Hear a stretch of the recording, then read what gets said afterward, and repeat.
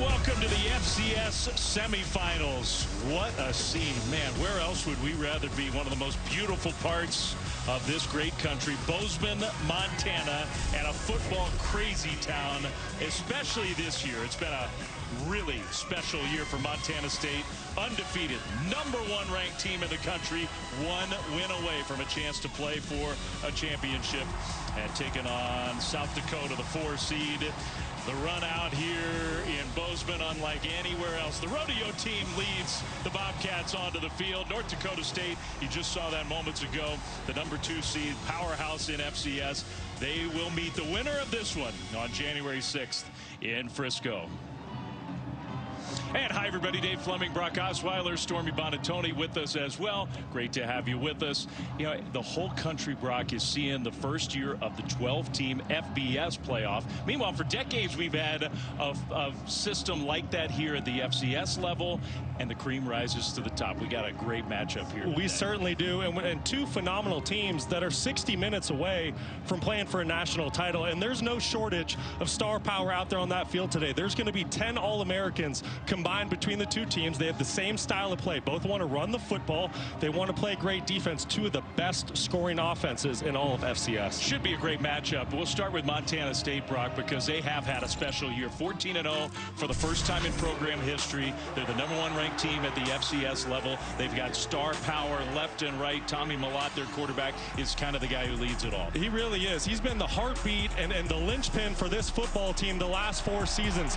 Tommy football, he can do it all, but also you have Adam Jones, a freshman of the year in the Big Sky Conference, running back out of Sentinel High School in Missoula, Montana. And then defensively, you have Brody Greeby leading the way, a 3-time All-American, the Melstone Cowboy. He's going to be a lot of fun to watch. And then Brent Vegan with another Coach of the Year award. Yeah, National Coach of the Year honor for Brent, who's done a great job building this program up. They also get one of their big weapons back, Scott Trey Humphrey, who missed last week in the quarterfinals. Excellent running back, so they're as healthy as they've been in a long time. Certainly, and with Humphrey back in the backfield, you truly have a 3-headed monster when it comes to the running game with Montana State. Humphrey, someone who went over 1,300 yards on the season and double-digit touchdowns. All right, meanwhile, South Dakota, look, the Coyotes, this has been a special year for them as well. They've never been in the semifinals at the FCS level, so it's a first-time game for them, and they lean on their running game. They certainly do. With the Coyotes, it all starts with Charles Pierre, an honorable mention All-American, and Travis Tice, who's just had a phenomenal career for the Coyotes, 39 career touchdowns, which is a school record. These two are going to have a lot of fun out there today. They're going to carry the load for South Dakota, and they're going to go against arguably their best test of the season with this Montana State defense. Yeah, the Coyotes, they're talented. They could pull off an upset. The guy who's going to try to prevent that, the head coach of the Bobcats, Brent Vegan, down with Stormy. Coach Vegan, just like your team, this South Dakota group has a dynamic run game. What have you guys prioritized to slow them down today? Well, we got to win the line of scrimmage both ways. You know, when teams want to run the ball, you want to stop the run. That's what wins games this time of year, and we got to be on it both ways. We got to find a way to run it. We got to find a way to stop it. Starting to feel the energy in this building, a spot in the title game on the line. What are you feeling right now? No, this is something. This, you know, our crowd here is amazing. This is what football, college football is all about. Can't wait to get it going. Good luck today. Thanks a lot. All right, thank you, Stormy. Thanks to Coach Vegan. And it is true, like this is the pure form of college football. A lot of kids who are playing their last football game of their careers. This storied senior class at Montana State, and even if the Bobcats advance, last chance to play in this stadium. South Dakota, same way. I mean, there's some players who can play at the next level in this game for sure. Bob Nielsen, the head coach, done an excellent job building the South Dakota program up to get to this point, but it's fun to be here. It certainly is, and for these kids and these coaches, this is as big as it gets. When you grow up in South Dakota, when you grow up in Montana in these small rural communities, these are the games that you dream about being a part of. So we're going to see the best from both of them. It's going to be an action-packed, physical football game that's truly going to come down to who wins the line of scrimmage. I think we're in for a good one. Spoken like a guy who grew up in the state of Montana. And that's exactly what Brock Osweiler did. These programs here, both of them so important to the people here who love football. And it is a great scene. A spot in the championship game is on the line. South Dakota won the toss. They deferred. So Montana State's going to get the ball first. And the kickoff was ugly. Hooked out of bounds for a penalty, and that's going to give Montana State and their high-powered offense good starting field position to begin the game. Certainly, and with this Montana State offense, it all starts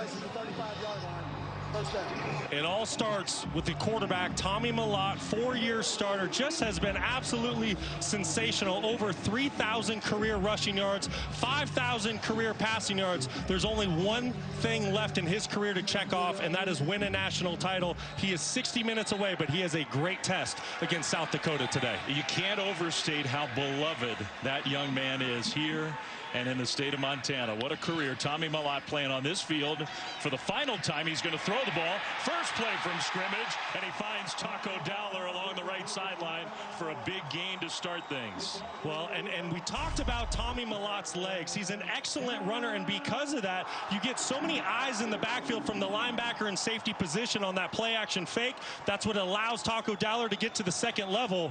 Just a perfect start for the Bobcats. So already into South Dakota territory after one play from scrimmage. You got Humphrey in the backfield alongside Mellott, and they're going to give it to Humphrey, who showed some good bursts there. He looked pretty healthy. I know it was just 4, maybe 5 yards on first down, but he looked good. Well, and just a phenomenal start for this Montana State offensive line led by right guard Marcus Weir. You're going to see him on the right side. Watch how he just moves this defensive front with the double team with Cole Sane at the center position. That is something that Montana State has done all season long. In South Dakota, they're going to have to combat that big offensive front. So second down for the Bobcats. Alexander, the receiver, came in motion. Mellott's going to run, and Tommy Mellott will go into a slide short of a first down. And I think they do want Tommy. He's going to have full freedom to run as much as he can, but they like him to avoid those big hits if possible. 5th most passing yards, 4th most rush yards in a career. Same guy.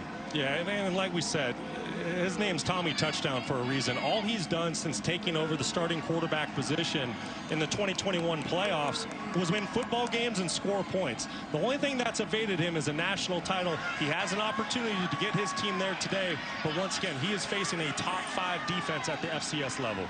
So 3rd and 2, as you'd expect for the undefeated #1 ranked Bobcats. Really good third down team. Mellott gets to the corner and gets the first down. And that's just pure speed. There wasn't a whole lot there, but got enough to get the first down.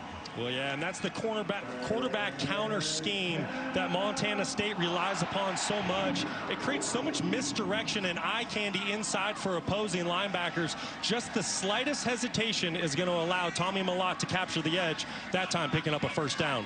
Guy you talked about in the open, Brock, Adam Jones, the freshman of the year in the Big Sky, had a terrific first year on the field for Montana State. He's down in the backfield alongside Mellott. He'll get his first touch.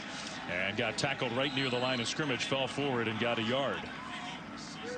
South Dakota, they do have some big guys up front. That was Mo Newsom. Their defensive line is formidable.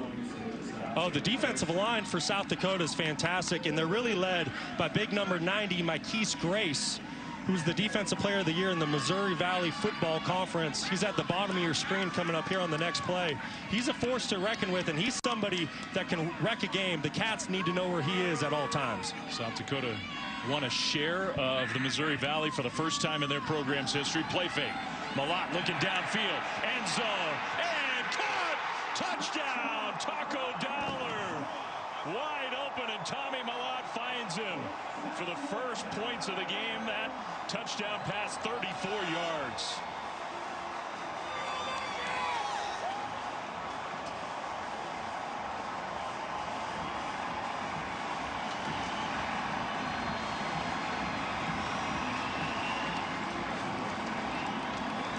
That's a pretty good statement from the Bobcats. 6 plays, 65 yards in 3 minutes to start this semifinal game. Well, that's exactly how you want to start if you're Brent Vegan and the Montana State Bobcats. Just marching right down the field, a perfect throw to cap off a great drive.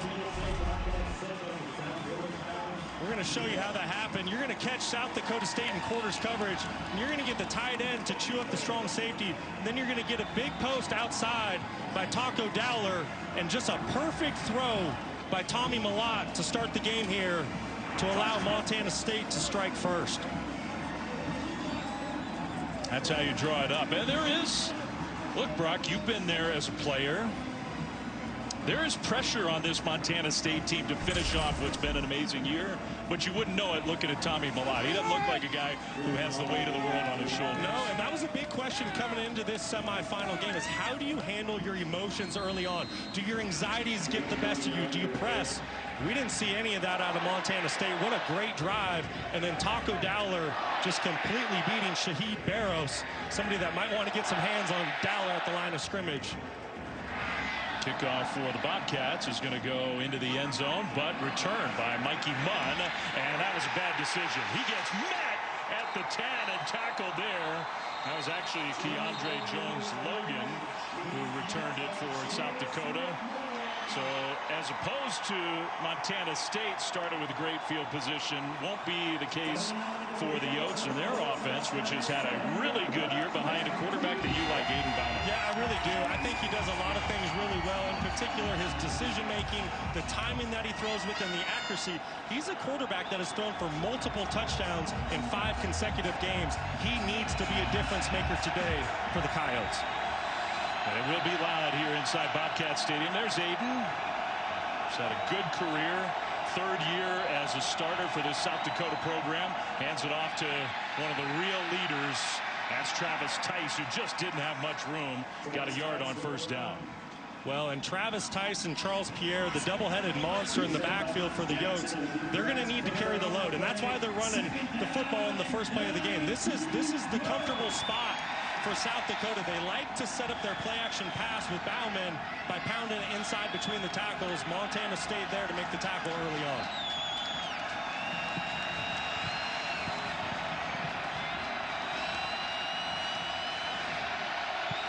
So 2nd and 9. You got Tice and Jones-Logan in the backfield, and now both of them empty the backfield. Bauman, the lefty quarterback, slings it, and that pass is caught. And on his feet, Carter Bell, who's a really good playmaker at that wide receiver spot. First down of the game for the Coyotes. Well, that was just a beautiful route by slot wide receiver Carter Bell. He's on an option route there. And the thing that I love most about it is he shows patience at the top of the route. He sets up the defensive back. He's playing off of his outside leverage. Just a perfect throw with the timing by Aiden Bauman. He's a good player, Carter Bell. He will be a problem, I think, for Montana State. 20 career receiving touchdowns. Was a great high school quarterback, but has been a great college wide receiver. Handoff and a big hit, but he is hard to bring down. Man, Tice got knocked backwards and then kept going to gain a yard on 1st down. Yeah, that's Alec Eckert, big number 97 inside, 6'2", 280 pounds out of Lewiston, Idaho. Don't be fooled by his weight. He is farm strong. You see him winning at the line of scrimmage right there, blowing the offensive guard 2 yards into the backfield. This is somebody that the South Dakota offensive line, they're going to need to get 4 hands on and control, because Eckert, he's a force up front. So he pushes the line back. Then McCade O'Reilly comes in from his linebacker spot and gets the hit on. So 2nd down and call it 8. With Tice behind Bauman. Fake it to Tice and a throw. That one is completed. And another 1st down out to the 45. This is Karan Adams. Well, Karan Adams, he has game-breaking speed. He's somebody that you better get your hands on him at the line of scrimmage, or he's gone. Aiden Bauman doing a phenomenal job recognizing how Montana State's playing. They're playing in soft zone coverage. You see the bail technique there by Woodard on the outside. And Bauman's going to take that throw all day early on in this football game. He's a big dude at the quarterback position. Can make all the throws. This guy was a 4-star prospect in high school. Started his career at Iowa State. His dad played in the NFL. Bauman pitches it. Tice right side, big hole. And Tice still on his feet. Is going to go sideline, cut it middle to the 15. Tice, touchdown. What a run. 55 yards.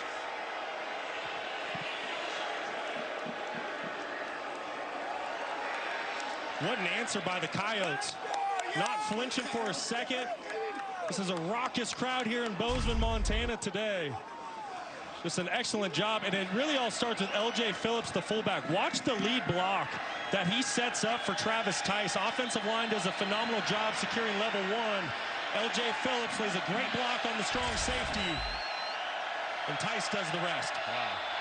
That was a terrific answer. Extra point is up and good from Will Leyland to tie this game. So if you thought the Yotes might be a little intimidated with the way the game started, I don't think so. No, there's no intimidation with South Dakota. They're here to play a ball game today, and what a great one we have. 7-7 here in Bozeman. 1,000 miles of gravel, I've been walking.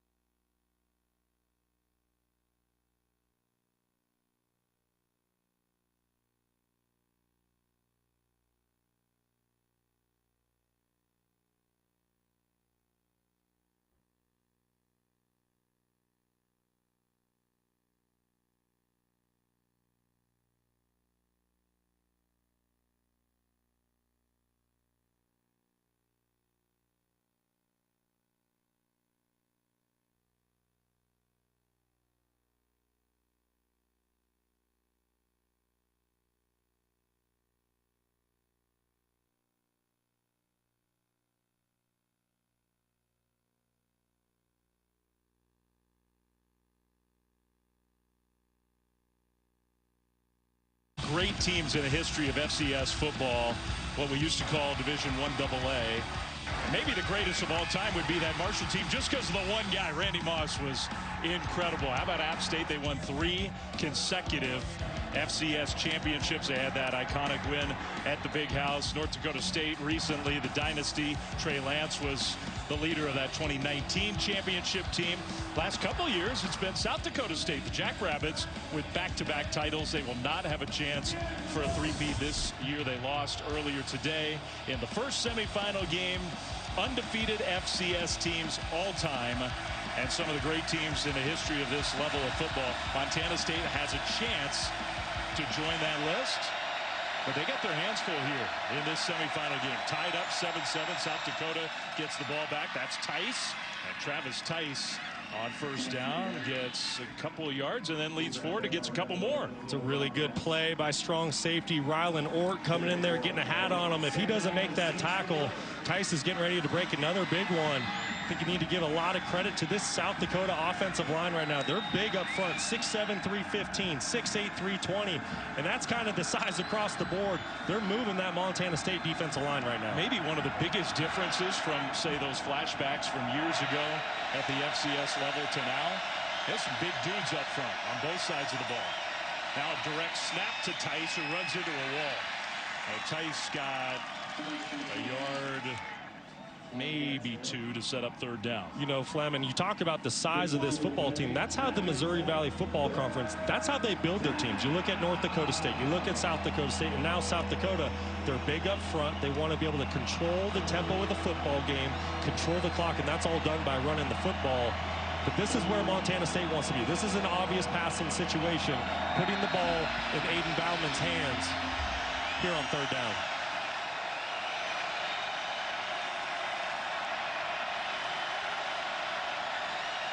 Play clock winding down, and then they move. The right tackle, Bryce Henderson, jumped. It is loud here. Ball start, number 55, offense, 5-yard penalty. Repeat third down.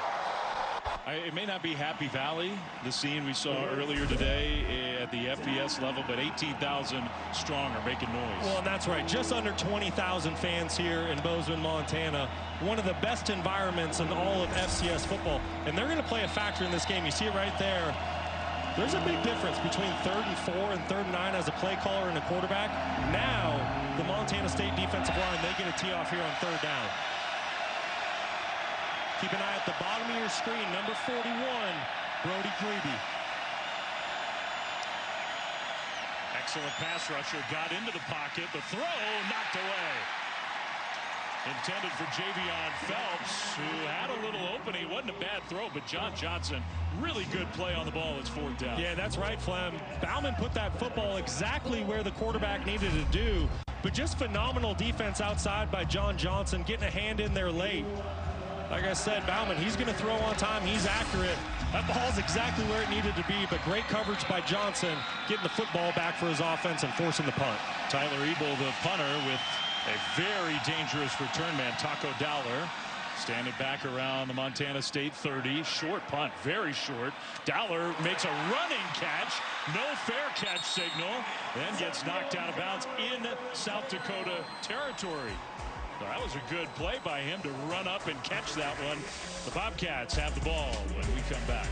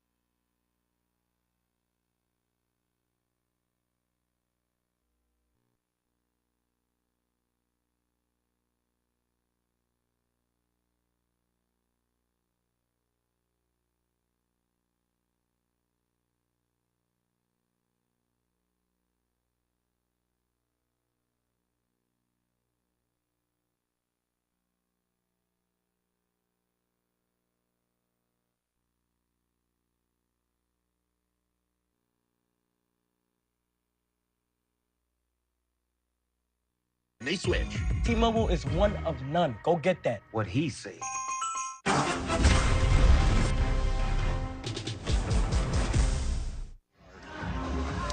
Well, Montana State's had a harder time than usual running the ball until that last drive. 54 yards of their 74 on the drive. Back in the end zone and back in front, the #1 seed, undefeated Montana State, with a 21-14 lead over South Dakota. Dave Fleming, Brock Osweiler, Stormy Bonatoni. It's great to be in Bozeman. It certainly is. What a beautiful day for football. Two great football teams, sold out stadium, just under 20,000. Just an incredible environment for this semifinal. Kickoff into the end zone for a touchback. And now our favorite thing to do, right back to a commercial break. We'll be back right after this. Let's review. With NFL Red Zone on NFL Plus Premium, you too can be a football know-it-all. Well, when you come to the state of Montana, I mean, you got to know there's going to be some rodeo, right? No doubt about it. And Montana State, look at this, 9-time rodeo national champions here out of Bozeman. I love it. I could watch that all day long. And you said you were going to do some bull riding while you were up here. Did you hop on one yesterday? Yeah, we just ran out of time. We were too busy. Otherwise, yeah. And then, of course, they're a part of the football program, right? They run the team on the field for all the home games. We saw it before this semifinal game. They have the corral over there. Just a big part of the scene.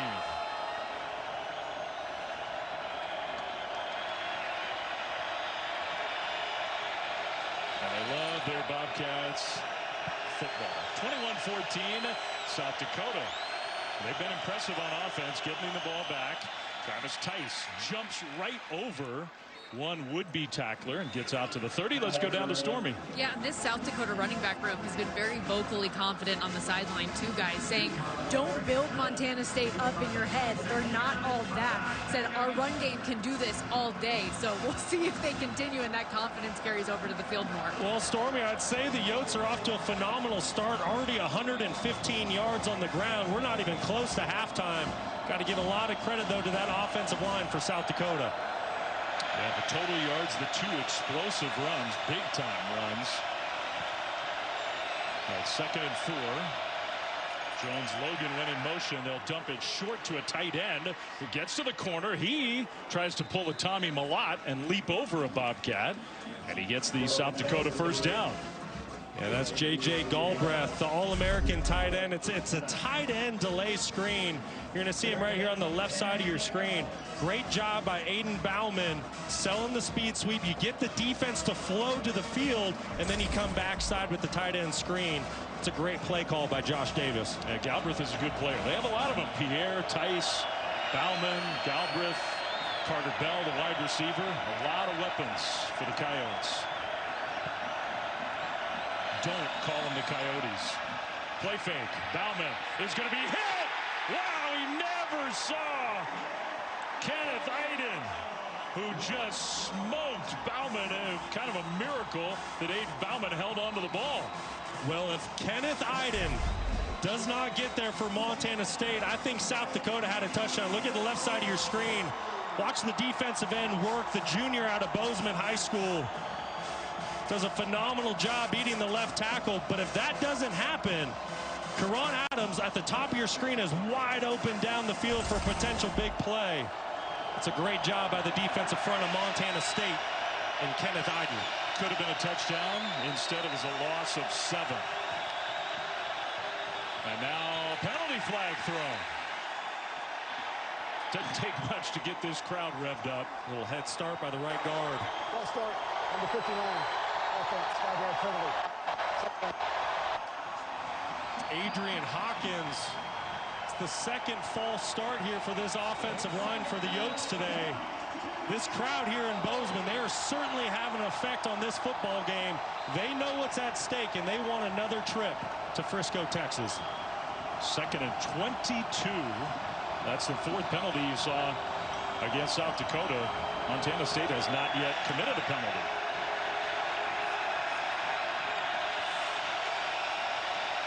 This is where Bauman needs to be smart with the football. Play fake to Tice. He's going to throw it short to Tice. And Tice will get across the 30, upended at about the 34. So we got 5 or 6 yards. It'll be 3rd and long. Yeah, that was a good decision by Bauman. Nowhere to go with the football downfield. Don't force it. Don't give this crowd any more juice. It is standing room only. Nobody has sat down since this football game has kicked off. Like I said, the crowd's presence is being felt. Here's a 3rd and extra long. This is a moment where you need to be smart. It's early in the football game. Be willing to play the field position game early.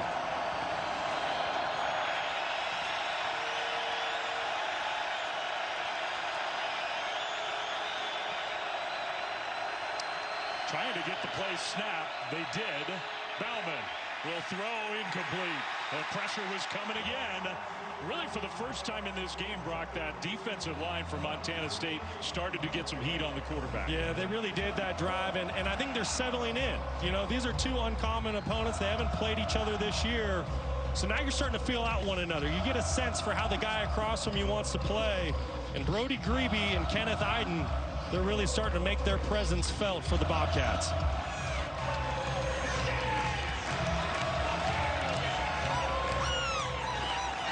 So with 5 minutes to go in the first half, Montana State is going to get the ball back. And Dowler, the dangerous punt return man, this time fair catch signal at about the 25. That's where the Bobcats will have the ball. 5:11 to go until halftime here in Bozeman.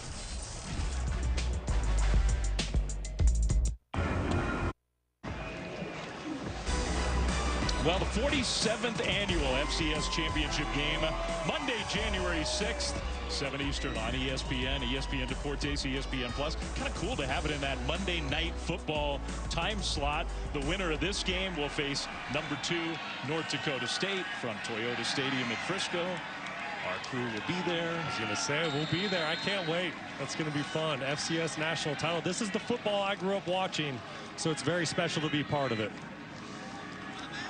47 years of this FCS playoff format. What took the FBS so long? Tommy Malott carry on first down.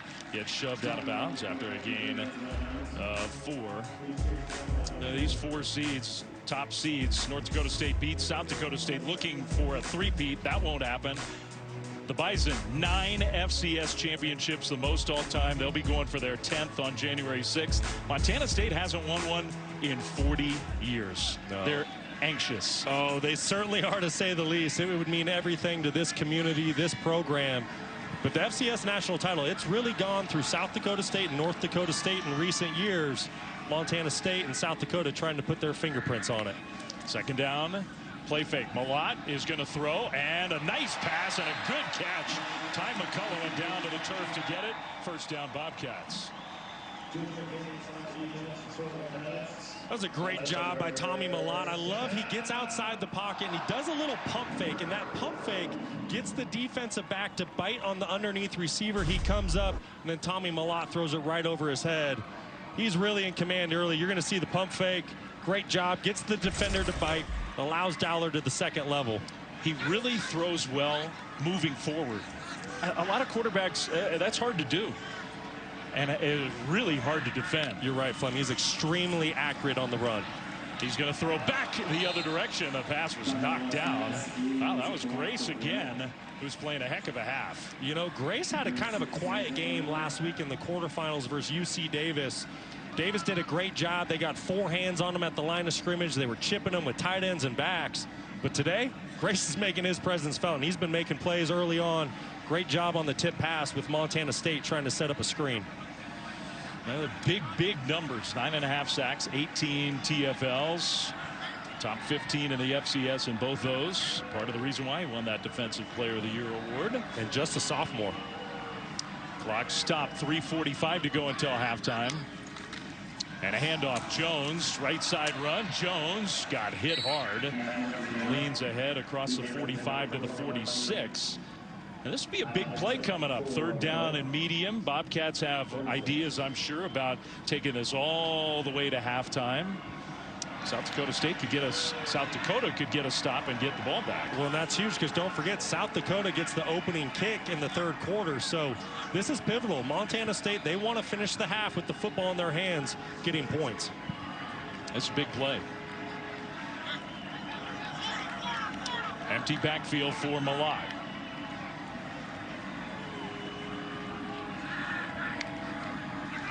Back to pass. Now going to try to run. Malott so fast, and it's just, how do you stop that? Unbelievable. You don't.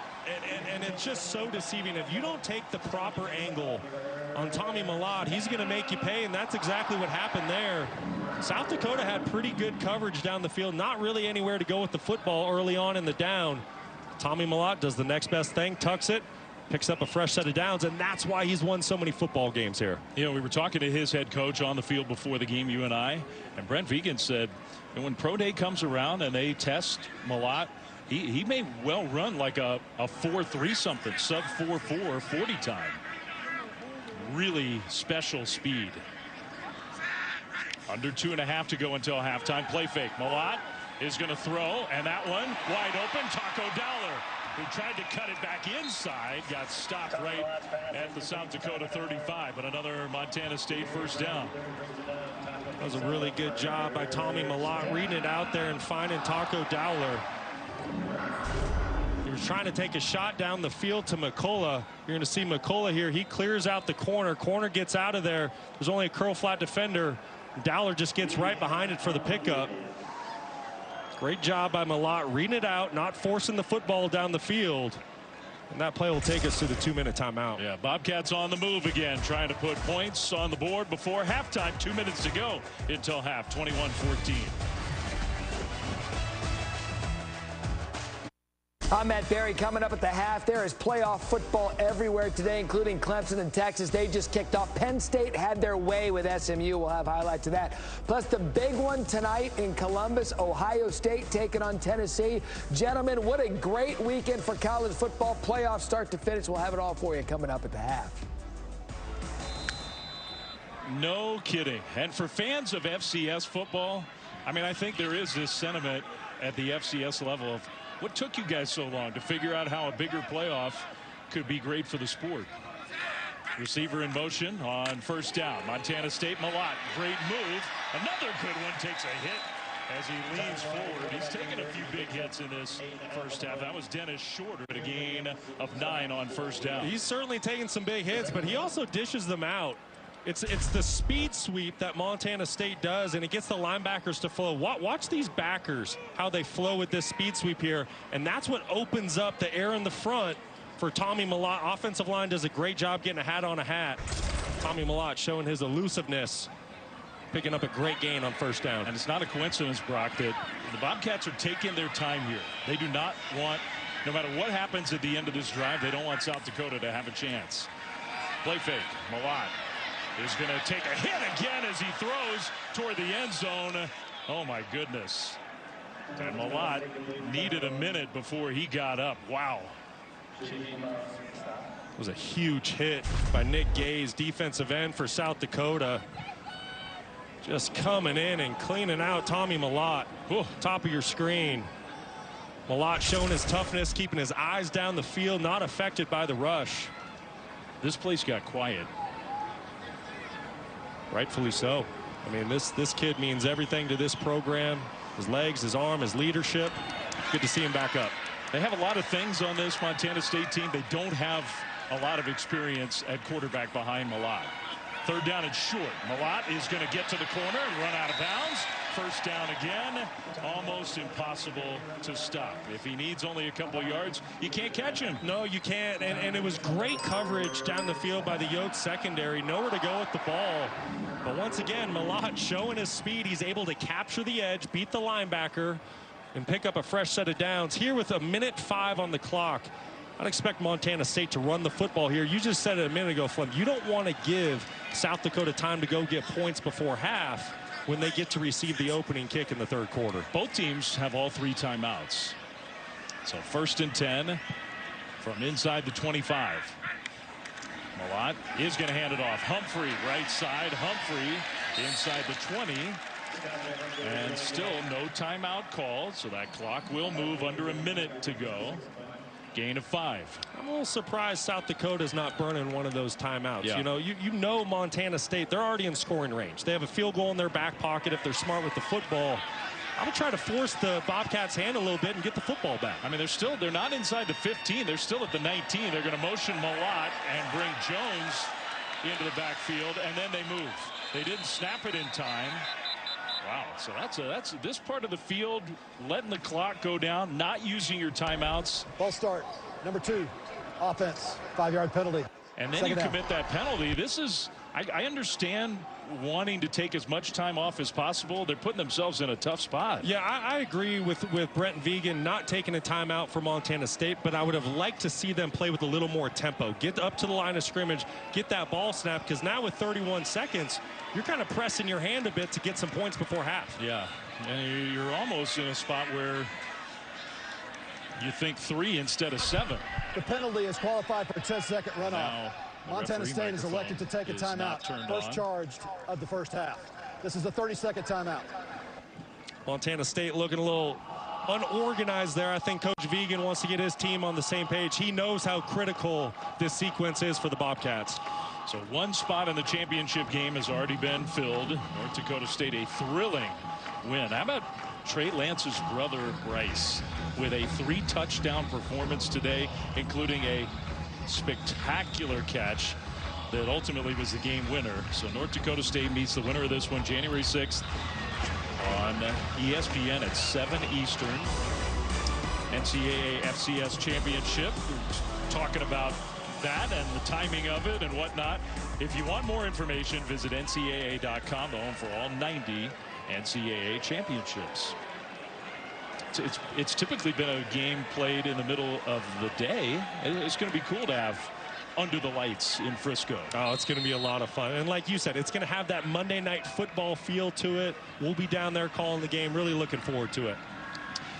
2nd and 10 for the Bobcats with only 31 seconds to go until halftime.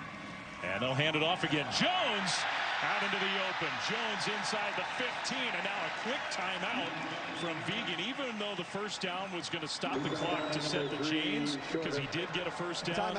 Montana State couldn't waste any more time getting organized, so they burned their second timeout. Yeah, that was a really good decision by Brent Vegan. Keep an eye on the linebacker 33, Gabe Hardman. Great jump cut here by Jones, but Hardman 33, he needs to squeeze down on that zone read. He's given too much space for Adam Jones and Tommy Malott there. Jones makes him pay. And here you are, 1st and 10, 26 seconds left. Ball's just inside the 15. Montana State really in control here late in the second. Yeah, I mean, you're definitely, you're in field goal range, and this is where having a quarterback with so much experience, so much poise is helpful. Yeah, and in a lot of ways, I'd say your full playbook in the red zone is at your disposal. You do have that timeout, like you mentioned, Flem, but with 26 seconds, you can run, you can do your screen game, or take some throws to the end zone. Montana State's in a really good spot here.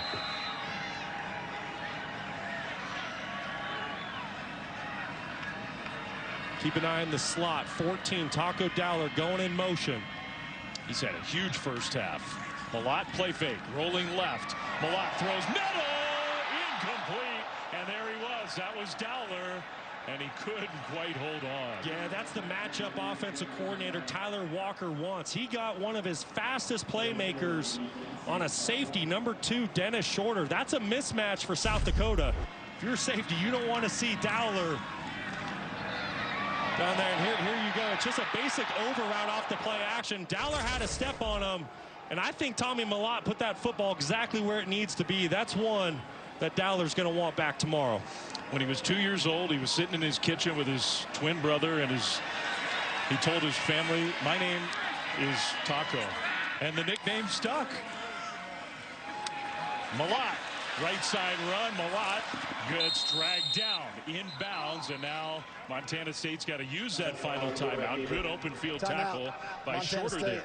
their third and final 15 charge seconds timeout to go. of the It'll be first 3rd half. down. 30 seconds. That was a really good tackle by Shorter. If he doesn't get hands on Malott, Tommy might have taken that one the distance. And here you go with the cat and mouse game. 3rd down, 15 seconds. Montana State's out of timeout. So this ball, when they throw it, it needs to be in the end zone if Tommy's going to throw it. The question is, if you're South Dakota, Do you bring pressure here, or do you play coverage? If I'm defensive coordinator Travis Johansson, I want to speed up the clock of Tommy Mellott. I'm going to bring pressure here and force the senior quarterback into making a quick decision. So good breakdown from Brock, who obviously as a quarterback over the years had many situations like this. You've also shed your, it's so warm here in Montana on December 21st, the jackets come off. Jackets, pea coats, scarves, it's all gone. Beautiful day for football, and it's maybe part of the reason why we've seen so much offense in this first half. Yeah, both these teams really came out the gate swinging. And I think you have to give the credit to the offensive line. They've given the quarterbacks time to operate. Running backs have made big plays for both sides. And it really looks like we're in for a great shootout today. So 3rd and 8. You can't get tackled in the field of play. The throw on the sideline knocked away. Incomplete, intended for Alexander. And now the field goal team is coming out. And I do wonder whether the Bobcats would think, were we a little too loose with the clock there? They took away some of their options late in the half. Yeah, potentially. You probably want to keep your foot on the gas, but at the end of the day, there was an option for a touchdown. There was a corner route from the slot at the top of the screen to the field. Mellott had a chance at a touchdown. I don't like that decision throwing short, but nevertheless, here's an opportunity for 3 more points before half. And to the point you made a minute ago, they had the ball in the hands of their best receiver in the end zone, and he couldn't squeeze it. That would have been a touchdown. Field goal is up and good, so they take almost the entire end of the half off the clock, and they don't get 7, but they get 3. So it's not like it's a disaster. That was well executed overall by the #1 team. Fantastic situational football by the Bobcats. Well, tomorrow, 10 a.m. NFL Countdown crew getting you caught up on all the news, getting you ready for the games right up to kickoff, and then on Monday Night Football in Green Bay at Lambeau. Packers and the Saints, 8 Eastern, right here on ABC, on ESPN Deportes.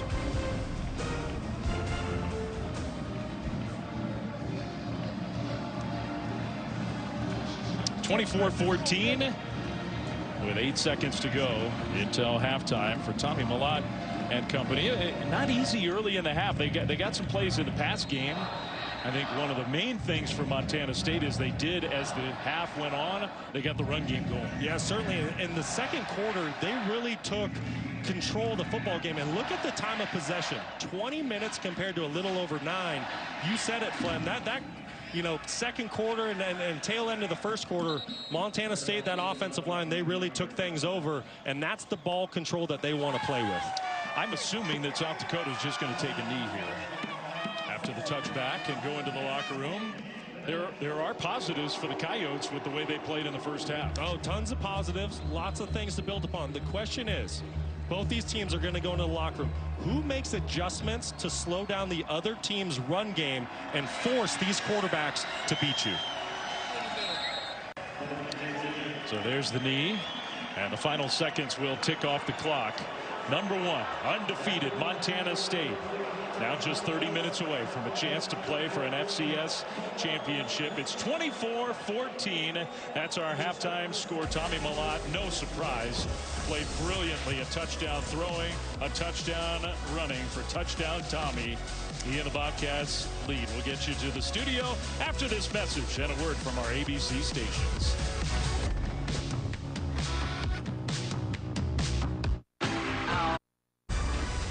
These FCS semifinals have been entertaining throughout the day. Saw the first one, North Dakota State, now Taco Dollar. Montana State, they are up on South Dakota in this one, 24-14. But that welcome in Rini Angolia and Matt Berry alongside. We'll get to that in a minute. We'll talk about the early one I just mentioned a second ago. North Dakota State, South Dakota State, Bison, Cam Miller to Bryce Lance. Yeah, great throw there in stride, and boy, what a day did Bryce Lance have. Trey's brother, a North Dakota State star in his own right, 21-14. Mark Gronowski here to Graham Goring, 14 yards. South Dakota State ties it at 21. This was the difference, though. Watch Lance in the corner of the end zone. Yeah, 6 receptions, 125 yards, 3 touchdowns, including that one, the game winner. They reviewed it. It was initially called incomplete, player out of bounds, but they made the right call. And in the end, 4th and 17 after a holding penalty, defense is too much. Yeah, South Dakota State, or North Dakota State, excuse me, pinning their ears back, getting a Gronowski for the sack. 28-21, they advance to the FCS championship game. I said a minute ago, Rini Angolia, Matt Barry with you. Happy college football playoff Saturday. Doesn't matter what division you like, FBS or FCS, you have playoff football to watch. The FCS is good. You talk about a high-scoring game. Montana State, we knew both of these teams could score points. Perhaps a little bit clock mismanagement at the end of the first half. Yeah, for both teams, I think, you know, both could have used some timeouts. South Dakota got their running game going early. I think it took a quarter for Montana State. That second quarter, much better. Get the field goal at the end, which puts them up by 2 scores, which is big going in the second half. A lot of points. We expect a lot of the same in the second half. Interesting, though, with the 2-for-1 for Montana State. They'll get the ball back, see if they can't take advantage of that. Speaking of taking advantage of home field advantage, that happened today. Clemson and Texas early on. Texas having to run around with Cade Klubnik here to Antonio Williams. What a great drive for the Tigers' first 22-yard touchdown. Teams in, acts like it. You know it's been better today? The FCS semifinals. Yes. This has been good football. Come hang out with us in the second half. Watching ABC 6 KSVI Billings. You're watching the FCS semifinals on a beautiful December day in Bozeman, Montana. 30 minutes to go. The last spot in the FCS championship game is on the line. The winner meets North Dakota State in Frisco, Texas. And our scores, we start the third quarter, 24-14, Montana State over South Dakota. Dave Fleming, Brock Osweiler, Stormy Vonatoni back with you. We said it a couple times during that first half, Brock. Man, the offenses really dominated the first 30 minutes of play. Yeah, no question. And it really started from the jump. Both teams in the first series, Montana State goes right down the field, touchdown. South Dakota answers. They're going blow for blow, but then as the first half went along, Montana State really took control. And here's that touchdown pass I was just talking about on the first series of the game. Tommy Malott to Taco Dowler. Great execution, throw and catch, and then comes right back, does what he's done all year. He makes guys miss in the hole, and then he gets out in space and takes it the distance. It was all tied up at 7. And then, like I said, as the first half went along, Montana State really started to take control. And look at the play difference. South Dakota, 17 plays in the first half compared to 44 for Montana State. It'll be interesting to see how South Dakota counters that. Yeah, Coyotes get the ball here to start the second half. Let's go down to Stormy. South Dakota has been a second-half team all season. They've been a second-half team all season long. And when I asked Bob Nielsen if that's something that gives them a little bit of confidence, he said, that's exactly what I said to the team. We've been here before. We know how to come back in these games. And it's going to start with being better on third down defensively and offensively, understanding that every possession is going to matter. To Brock's point, also spoke to Montana State head coach Brent Vigen, who said Tommy's speed and toughness is what's driving them. He's been effective so far. He likes the way his offensive line settled in the first half. He needs his D-line to follow suit so they can't allow any more of these big pop runs. Good stuff, Stormy. Thanks. First play of the second half, a little jet sweep and a big hit. Jones-Logan got dropped after a gain of a yard. I mean, I want to go back to the number we showed, and you emphasized it, and Stormy talked about it. South Dakota ran 17 offensive plays in the first half. Yeah, and really when they did have the ball, they did some good things, but Montana State, they just did such a good job with ball control, and it really came down to Tommy Malott extending drives on third down with his legs and keeping the football away from the Coyotes. I mean, they had the 2 big plays. South Dakota ran 1 play in Bobcats territory. A little pitch play to Tice. Kind of nifty in a lot of traffic, and Tice picks his way across the 30 to set up 3rd and short. Well, what a critical third down this is for the Coyotes. Seriously. They have to find a way to convert here, because the way the Montana State offense is playing right now, you can't afford to go 3 and out here to start the third quarter.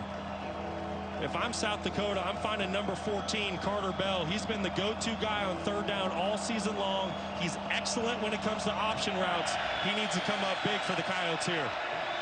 He had the nice catch early in the first quarter, and that was his only touch in the first half. Bauman in the pocket, throws, and incomplete. Trying to hit Carter Bell, and just a little bit too high because he was open. Yeah, Carter Bell, not the biggest target at 5'11", ran an excellent route for South Dakota. Aiden Bauman, he's known to be a very accurate quarterback, 68% on the year, just a bit high for Bell. And that's not how the Coyotes wanted to start. You can just see it with Bob Nielsen. He knows that was about the worst case scenario, 3 and out. And after Montana State just dominated time of possession, especially in the second quarter, Bobcats are going to get the ball right away at the start of the third. Dowler, booming punt, takes it back near the 10, cuts it upfield, and gets outside to the 20. Potentially some big news on the South Dakota sideline. Let's go down to Stormy. Yeah, Travis Tice, who's been so important to the South Dakota offense, immediately came off the field and headed straight back to the locker room. So will be significant. We'll keep an eye on if and when he comes back out here, guys. Yeah, I'm assuming that he got that little pitch play. And there wasn't anything unusual about the way the play ended, but see him kind of holding that right arm, shoulder, maybe. Ew. Yeah, for South Dakota, you hope he's able to get back in the ball game, because this team is better when he's on the field. He's a big reason why this offense scored 37 points per game this season. You got Humphrey, the tailback, behind Tommy Malott. Hand off Humphrey, right side. Scott Trey got tackled in the open field by the cornerback, Mike Reed. Yeah, that was a great job by Reed. It was a corner blitz. Right at the snap, he just triggered into the backfield. Receiver wasn't able to get a hand on him.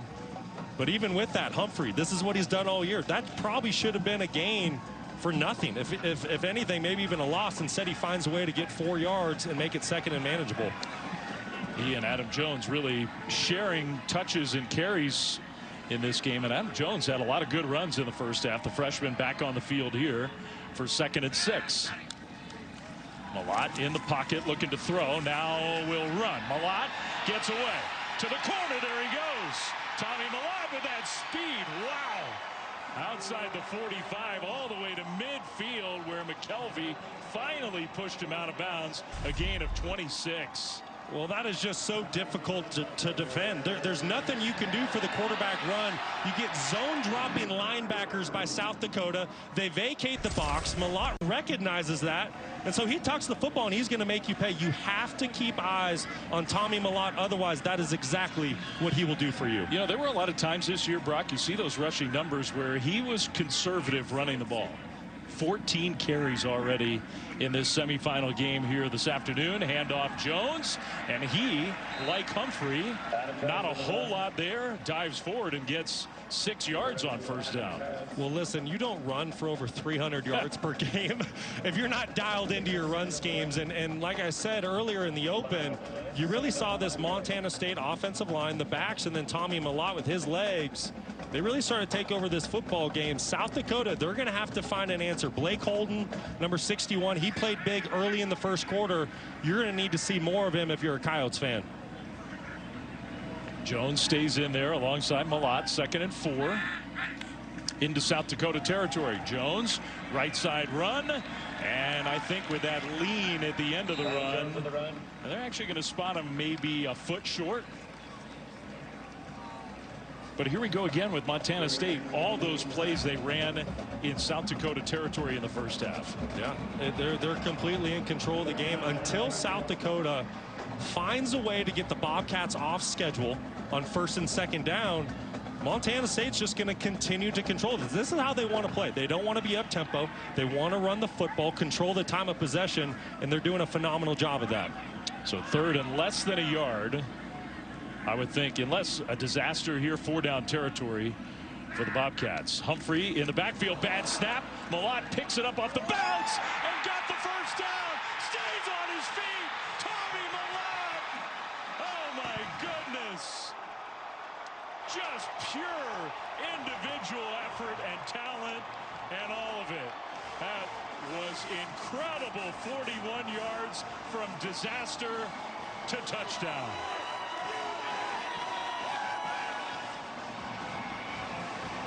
That's why he's one of the all-time greats.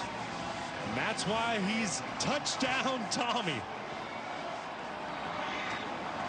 For so many quarterbacks, that would have been a terrible play. You dive on the ball, it's a loss. For Tommy Mellott, no, sir. He's going to pick up that football. He's going to make one miss. He's going to take it the distance. And Montana State, 31-14, completely in control of this FCS semifinal here in Bozeman, Montana, led by Tommy Mellott. He's played a lot of games on this field in his career. He's had a lot of great plays, not many quite like that. My goodness.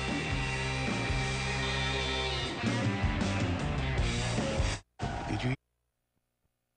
Christmas morning on ABC. You want to know why Tommy Mellott is the best player in FCS football? This is a pretty good example of why he is. It's plays like this. You can't coach these things, right? Ball bounces on the ground. Sure, he gets a little luck. It bounces right back to him. But then he makes something out of nothing. It's just incredible. I mean, you pick the ball up. You have the presence of mind to see the hole. You hit the hole with your 4.3 speed. You get knocked off balance. You leap over a would-be tackler. You stay on balance, and then you sprint to the end zone. That is special stuff. I mean, you hear stuff about this kid from everybody. Coaches, one of his coaches says, Tyler Housewright, he has a 4.0 in engineering, 6% body fat, 39-inch vert, is 210 pounds. Smartest QB I've ever been around, 4.340, smartest human alive, will be president of the United States. Every father wants their daughter to date him. Every mother wants to adopt him. Mr. America.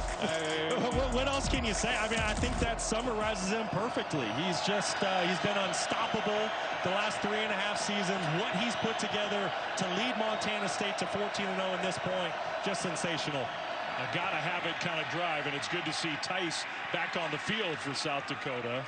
They're in trouble here now, down 31-14, a gain of 6 on first down. You and I are going to be there on January 6th for the championship game. Now, there's a long way to go here. This game is not over. South Dakota's been a good second-half team. They can come from behind. If they don't, and if Montana State is in that championship game, we're going to spend the next couple weeks looking for some dirt on Tommy.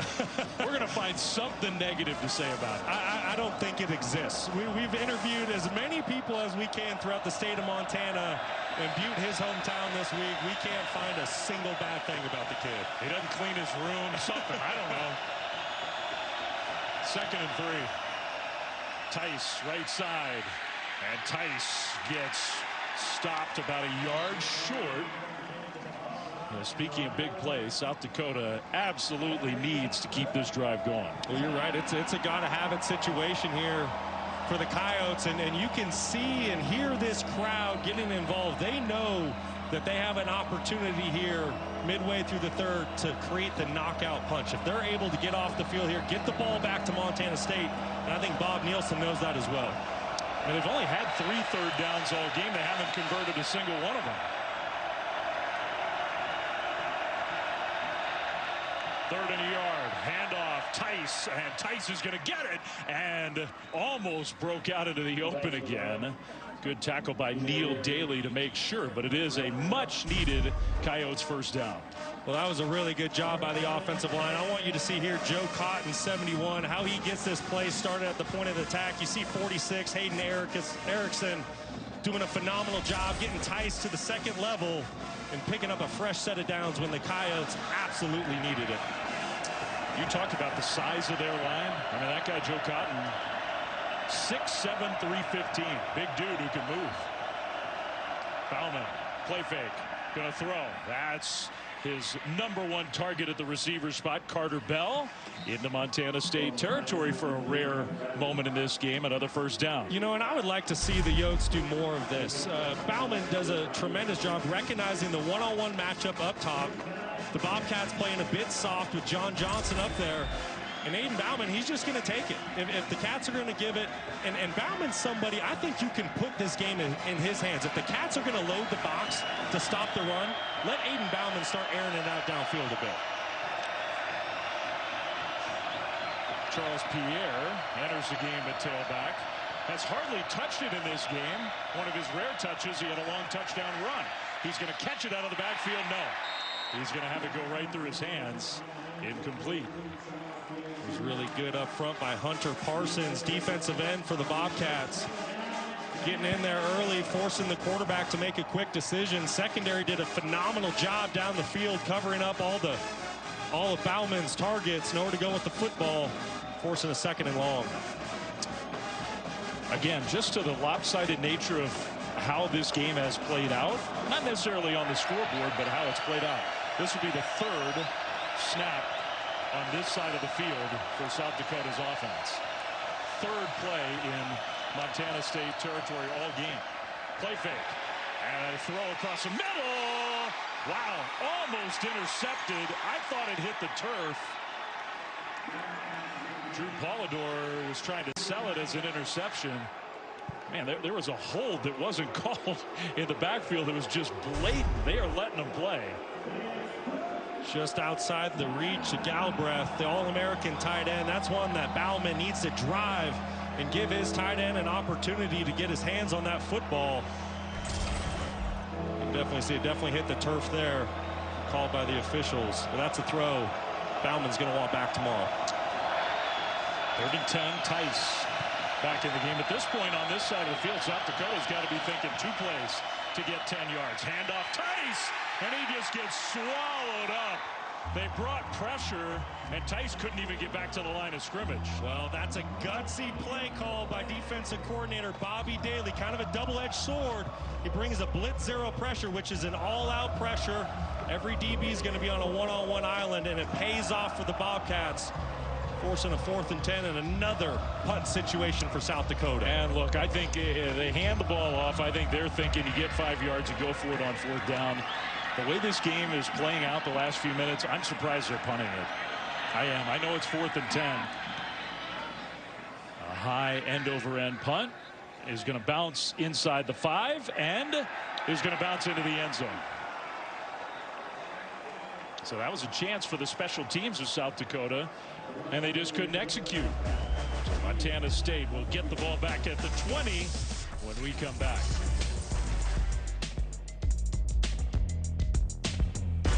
Skating. It's such a beautiful place to be. Big Sky Country, the Treasure State.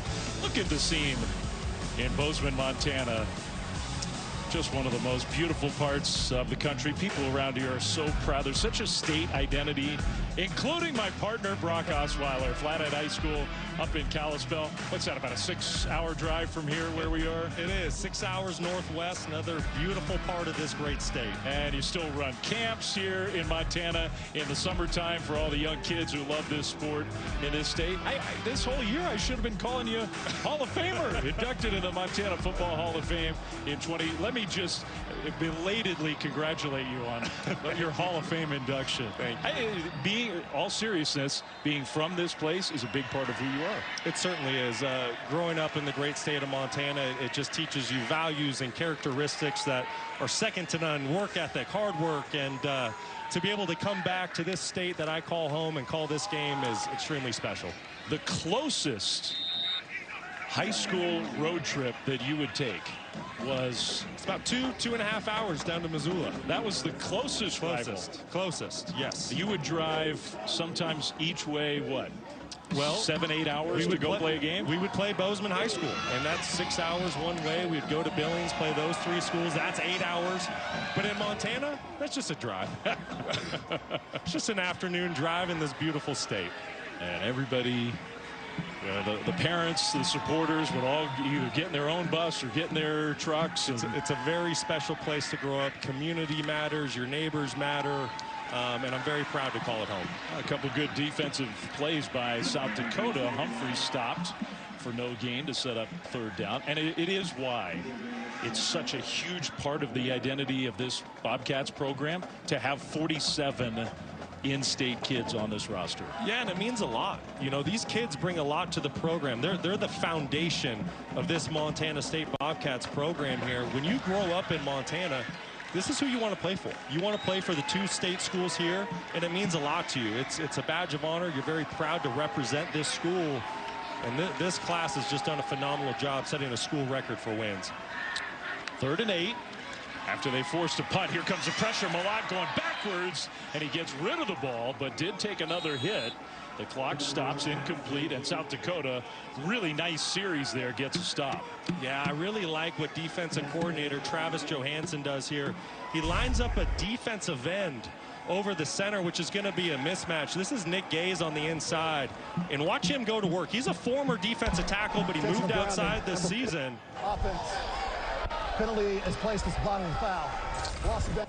Yeah. 4th down. Yeah, the point you make, I mean, you can continue to make that point. They did call intentional grounding on Malott, so essentially it was a sack. Yeah, and this is exactly what the Coyotes needed. You know, there's still a lot of time. There's a quarter and a half. We're about to get great field position. Now it's time for South Dakota to capitalize on this opportunity. Yeah, that was big, big. Now the biggest punter in football, I think. I'm going with that unofficially. But Brendan Hall is 6'9", 235. 6'9". Not a great punt this time. Fair catch inside the 50, though. 42-yard punt, no return. And the Yotes basically get the ball back right where they finished their last drive, trailing 31-14. Tennessee, by seeding, this should be the tightest, most competitive of these first-round games. 8 Eastern, right here on ABC, also on ESPN. We got the Hulkcasts. I'm very interested to see Ohio State back at home. You almost feel like it would have been an advantage for them not having to play at home the way the last home game went. We'll see. Play fake for Bauman on the first play of the drive. Over the top and knocked away. Beautiful play on the ball there by Rylan Ort, because that's Galbraith, the excellent All-American tight end. That was a beautiful pass defended by Rylan Ort, the senior out of Missoula, Montana. Tight end had a step on him. Ort does a great job at getting back in phase, and just at the last second as Galbraith's about to bring in that football, he gets a hand in there for the pass breakup. Great play by the Bobcats. All the stuff we were saying about kids in Montana wanting to play for these programs, Rylan Ort's sort of the epitome of that. Started as a walk-on, has been a 3-year starter. Will have a big piece of Montana State history when his career's done. Penalty thrown as the ball got snapped. Bauman finds Bell wide open on the sideline for a first down and much more. Somehow they lost Carter Bell, gain of 23. And I'm thinking that's against the Bobcats, so that play's going to stand. Offside, number 11, defense. Penalties declined. Result of the play on the first down. Yeah, that's defensive end Kenneth Iden. He was at the bottom of your screen. Tell his helmet was just crossing the football. Great job by Bauman, staying alive in the pocket, getting outside, keeping his eyes down the field, remaining a passer, finding some positive yards and getting the ball into the red zone. And tell you what, the Coyotes on the move again. I mean, for the most part in this game, they just have run so few plays. They've had the ball for such little time, but they've been effective offensively. And if they can get one in the end zone here, this is very much still a game. Bauman, play fake, another flag thrown over the top, and kind of a floater knocked down, incomplete. Polidor was the one who got his hands on it, but another penalty. I think this is going to be a legal formation on the Coyotes. They looked a little disorganized to me. Good. Offense. Repeat first down. Only 6 guys on the line of scrimmage for South Dakota. And Flem, you said it, there was a little bit of chaos. There's only 1 wide receiver and the 5 offensive linemen. So they're short 1. You have to have 7 on the line of scrimmage.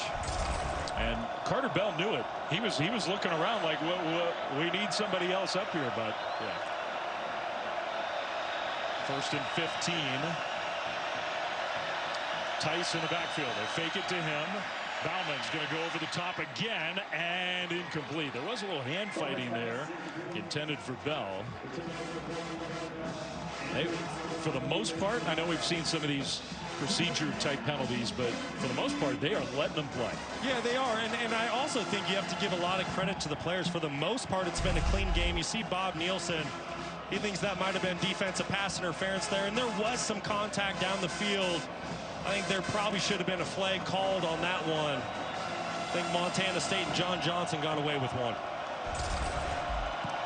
Bauman sure thought so.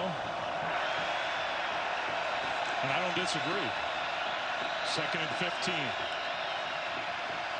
Back to throw again. And there's Brody Grebe. Right in the face of Aiden Bauman for the sack. The Melstone Cowboy making his presence felt. Big Sky Defensive Player of the Year. Watch him work off the edge. Wins with speed and power to force here a 3rd and extra long. In this stadium here, Bobcat Stadium's about to be roughed. Yeah.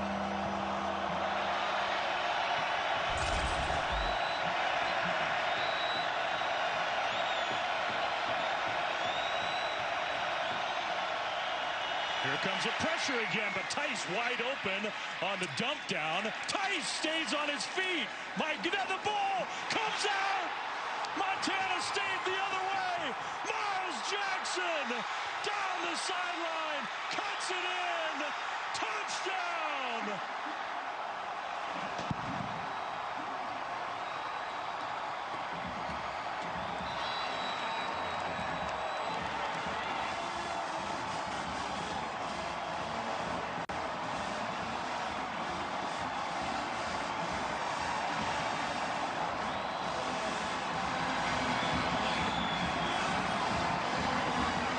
I guess there's a Tice was fighting so hard for the extra yards. Was he down before the ball came out? It's close. Keep an eye on his elbow as Tice goes to the ground. What an unbelievable effort by Miles Jackson to force this ball out. Scored for a touchdown. I think he's down. It's close because you see the ball move ever so slightly right before he gets to the ground, and he has to have firm possession of that ball when his elbow hits. That's a good point. Good counterpoint.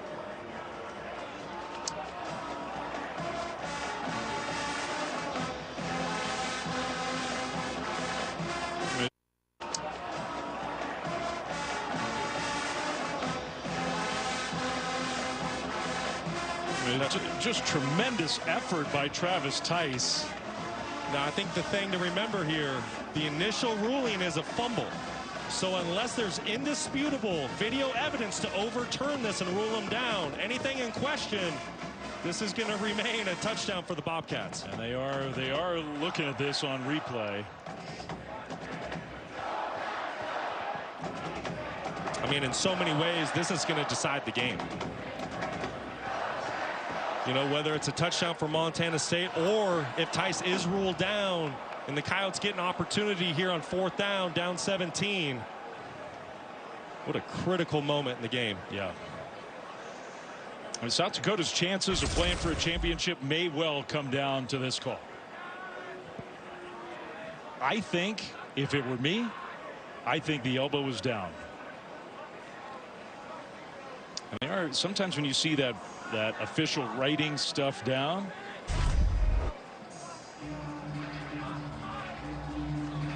the other part of this they could be looking at, if they rule it a fumble, was Miles Jackson down there?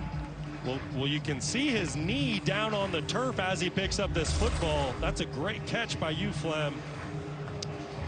So they are marching back in the other direction. So the runner was down at the 28-yard line. Over 4th down for South Dakota. So no fumble. The runner was down. I think it was a good point you made about, could you tell was the ball starting to move before that elbow hit down? They ruled that it was not a fumble, and the field goal team's coming out. And South Dakota has life. I think that's a good way to put it. That it keeps their hopes in this game alive. You take the touchdown off the board, now you get a chance to put 3 up. Well, no doubt about it. You get this field goal, you get 3 more points. You're well within this ball game. Getting ready to go into the 4th quarter here at the end of the 3rd. It's no gimme though. From 46 yards, Will Leyland. He's had a good year.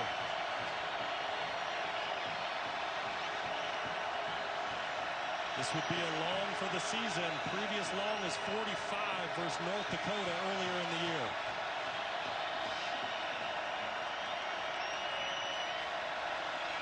Not exactly sure what we're waiting for.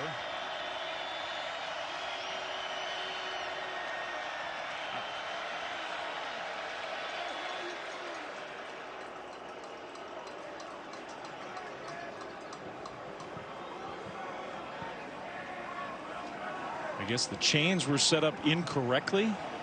So the head referee was trying to get the chain crew to line up properly. Now we got it.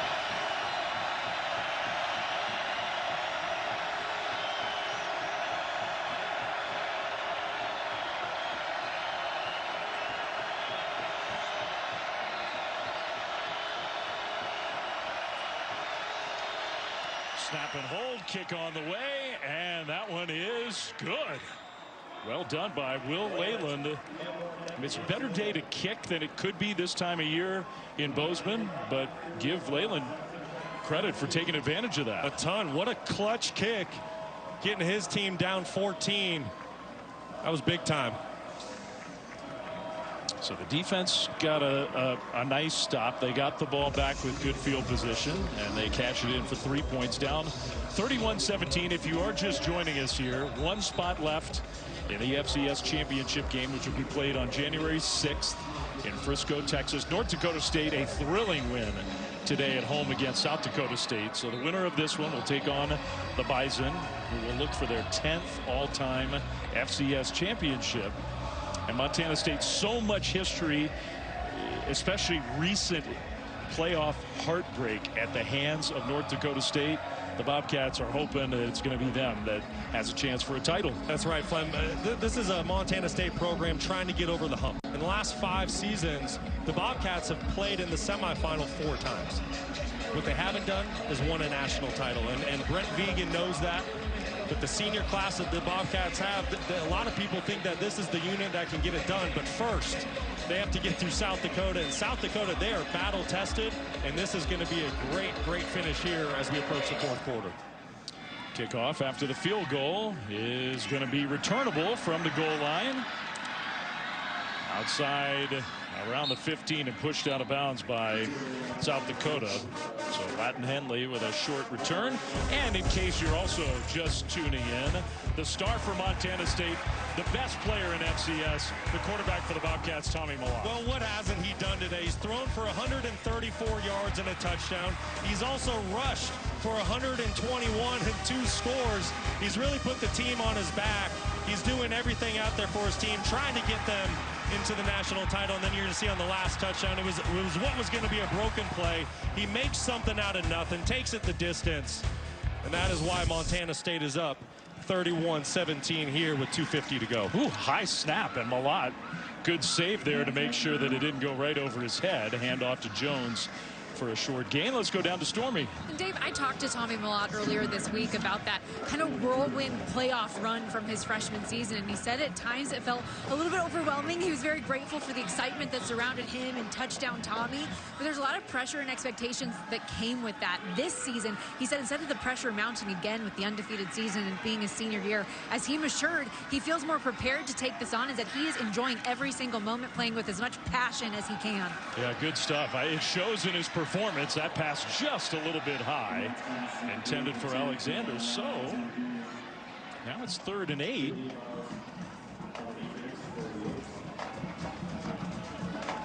Alexander, I think at the end of that play, was a little shaken up. Yeah, that's Lanyata Alexander on the sideline. It was really good coverage by Shaheed Barrows, somebody that Montana State has attacked all day through the air.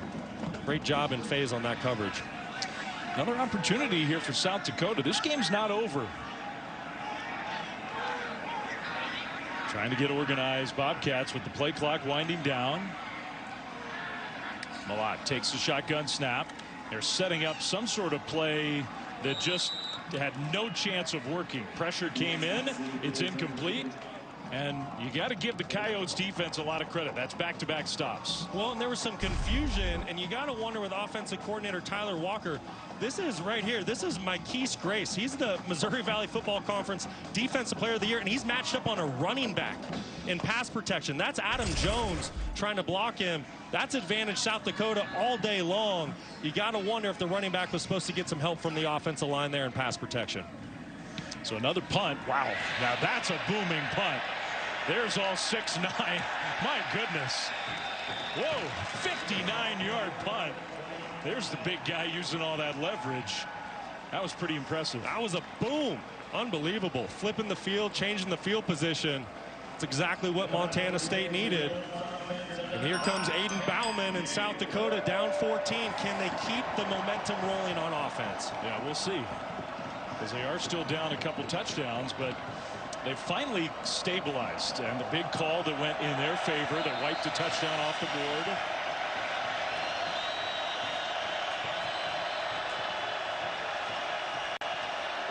Tice in the backfield. Will try to bounce it left, then cuts middle. Gosh, he's hard to tackle. He is so good. Travis Tice, the senior from Pratt, Kansas, who's been around forever and has been the leader of this program forever, is having a huge semifinal game. Well, he means everything to this Yotes program. Watch the game of peekaboo. He plays here with the defenders from Montana State. You think he's going to bounce it outside. He goes, nope, I'm going to cut it back inside. Offensive line did a great job getting a hat on a hat to make this 2nd down and 4. Montana State has to find something on 1st and 2nd down to get this Coyotes team off schedule, because right now they're really starting to take over the game offensively.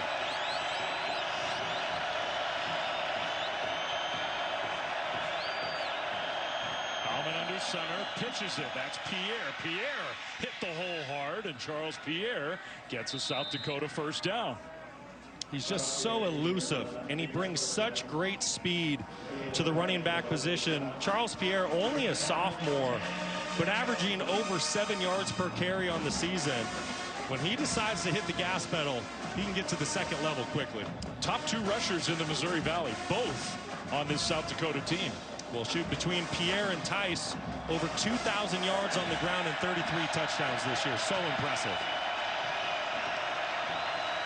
Final 30 seconds of quarter number 3. Phillips in the backfield with Tice. Play fake. Bauman on the move. Going to throw on the run, and he finds Phillips, who makes a nice open field catch. Turned it upfield. Got tackled inbounds for a gain of 7. Well, that's one Aiden Bauman's going to want back. He had Karan Adams. You're going to see him at the very, very bottom of your screen. Watch him pop open late. Once Bauman gets outside the pocket, he was wide open all by himself down the field for a touchdown. Ooh, Bobcats might have gotten away with one. South Dakota, though, on the move again. We come to the end of the 3rd quarter. Montana State 15 minutes away from a berth in the championship game. We'll be back after this message and a word from our ABC stations. ABC 6, KSVI Billings. Coach Vegan, 15 minutes separates Montana State from a spot in the national title game. What do you need to see to close this out? Well, we got to get a stop here right now. We got to be able to stop the run and not let them get another run again. We've done a good job with the passing game, and then offensively we got to stay on the field. That's as simple as that. Thank you. Yep. Thanks to Brent Vegan. Thanks to Stormy. 15 minutes to go. 2nd and 3, South Dakota. Handoff. There's Pierre. And Pierre stopped about a yard short. By the way, you noticed it. Karan Adams was wide open on the last play of the 3rd quarter. This was while we were away. Look at Karan Adams. I mean, he was hot. He wanted to go after his quarterback. Yeah, you're starting to see the emotions of the players. This semifinal game, they know what's at stake, right? This goes all the way back to last January when you started your off-season workouts and all the time you put in throughout the summer. There's one quarter that's going to decide who goes to the national title. Adams know he had a touchdown, but Bauman would have thrown it. Maybe not the way to handle it, but he wasn't wrong. Handoff Tice, and Tice again just powering his way through Bobcats defenders into Montana State territory. Another tough guy run and another South Dakota 1st down. Well, he met Bryce Grebe, the younger brother of Brody, in the hole, number 10 for Montana State. Travis Tice would not be denied. He is running inspired right now. We've seen some big-time plays out of him throughout this game. And the senior that means so much to this football program, you know he wants this bad. I mean, he's got as many total yards virtually as the rest of the team combined. 1st and 10. Play fake to Tice. Bauman Over the top for his tight end. What an effort. And he caught it in bounds. Galbraith, what a catch for 21 yards. Are you kidding me? What a catch by Galbraith. Unbelievable, showing the body control to go up, high point the football over the defender, but then have the awareness to get his foot down in bounds before he goes out. Such an impressive play. Wow. Great catch by Galbraith. And another South Dakota first down. They're on the move. Only down 2 touchdowns.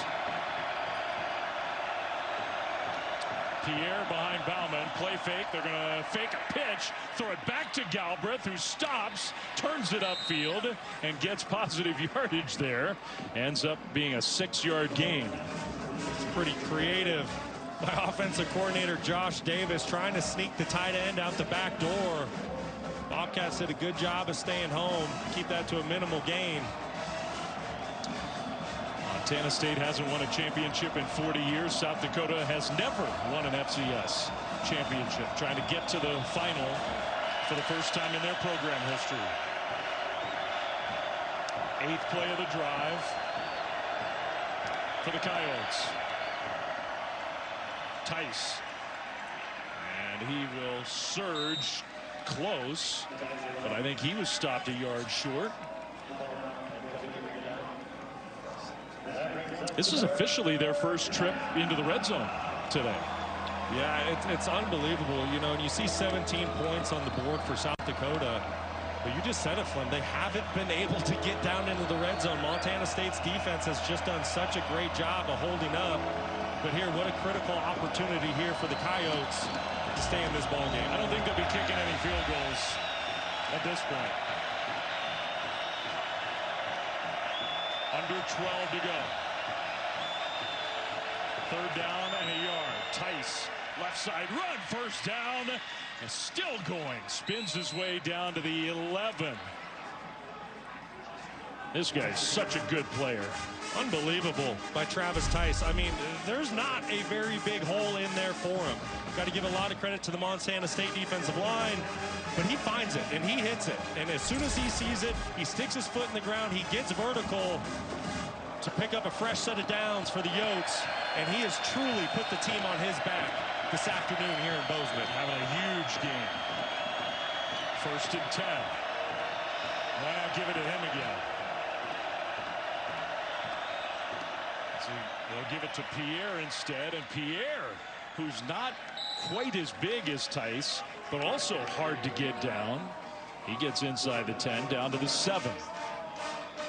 Not only does Travis Tice make great plays with his legs, he's also the lead blocker on the last play. You want to talk about an unselfish football player leading up for his teammate Charles Pierre.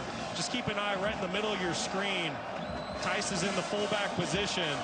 Just shows how unselfish he is, and he will do anything to win for the Coyotes. That clock still rolling. 2nd and 6.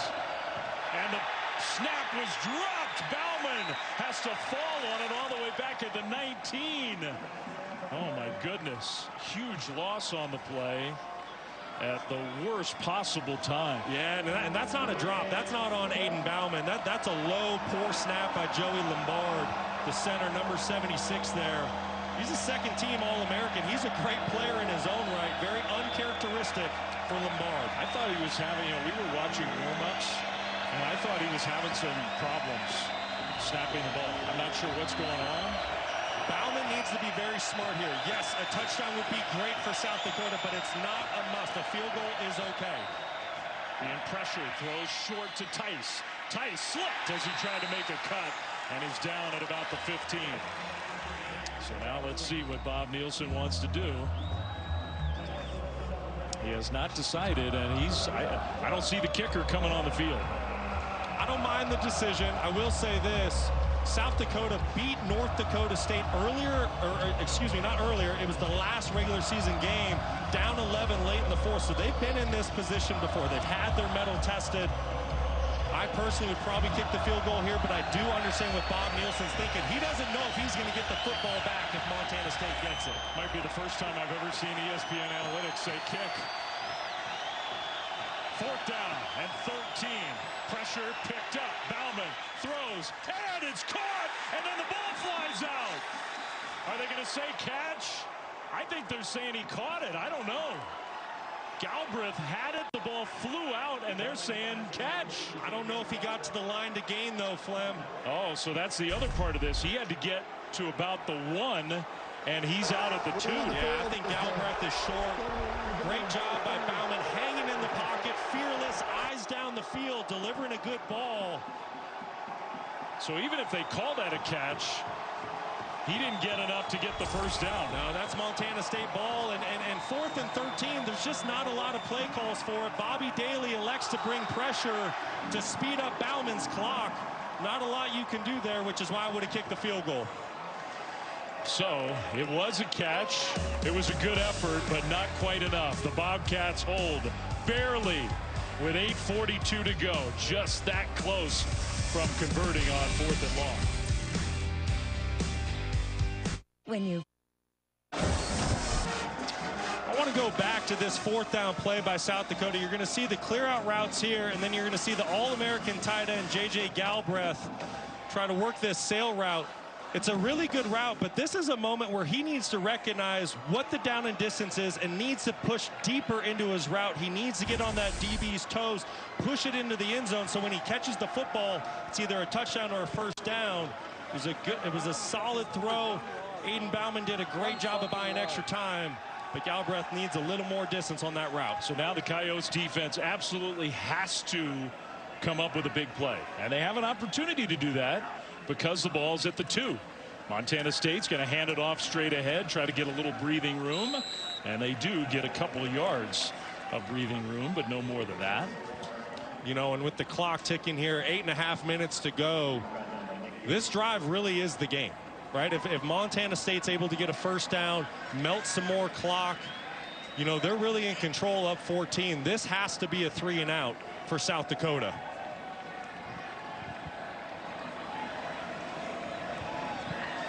See Montana State, they're going to be in no hurry. They're going to let the play clock roll down under 3 seconds before they snap the football.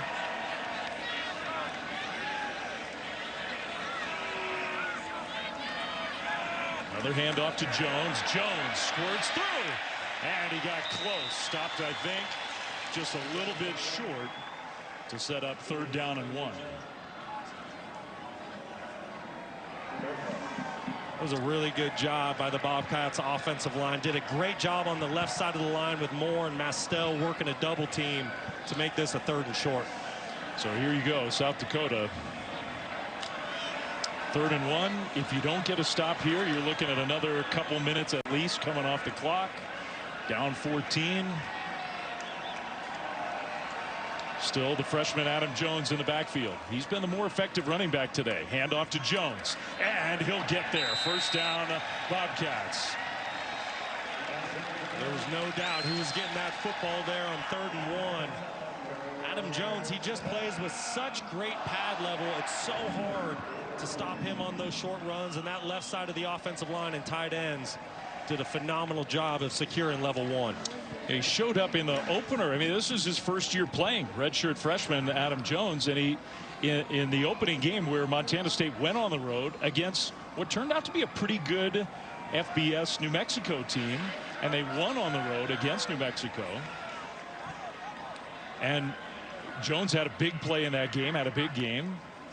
Handoff Humphrey, left side, and he'll get lifted in the air and driven to the turf by Dennis Shorter. Just to finish the point on Jones, Brent Vegan after that game said, you know, we knew it was coming.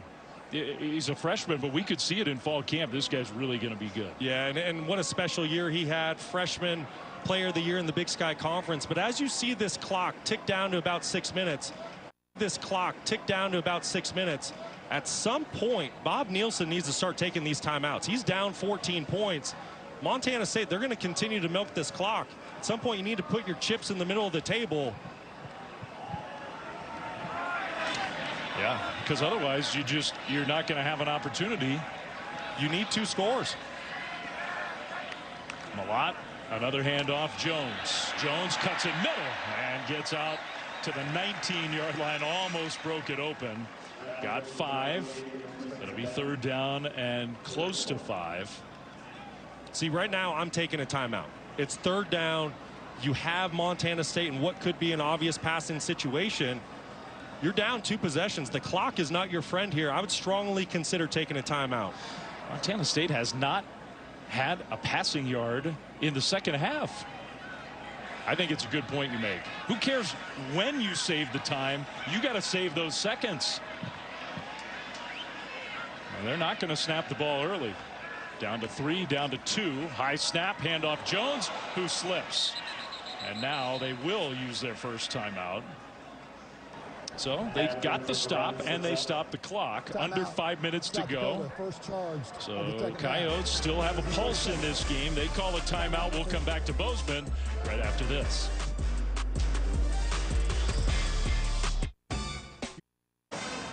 NCAA FCS Championship Monday, January 6th, 7 Eastern on ESPN. For more information, visit NCAA.com, the home for all 90 NCAA championships. Well, the crowd, which has been frenzied here in Bozeman today, hoping that their undefeated Bobcats advance to that championship game. Last sequence, though, keeps South Dakota's hopes alive in this game. So on 4th and 5, Bobcat special teams unit back out there. Brendan Hall, the punter. And your special teams has to make sure no big mistakes. Can't drop the snap. Can't let a rusher come in unimpeded, unblocked.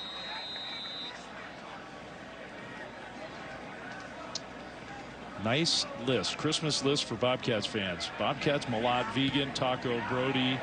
Championships down at number 6.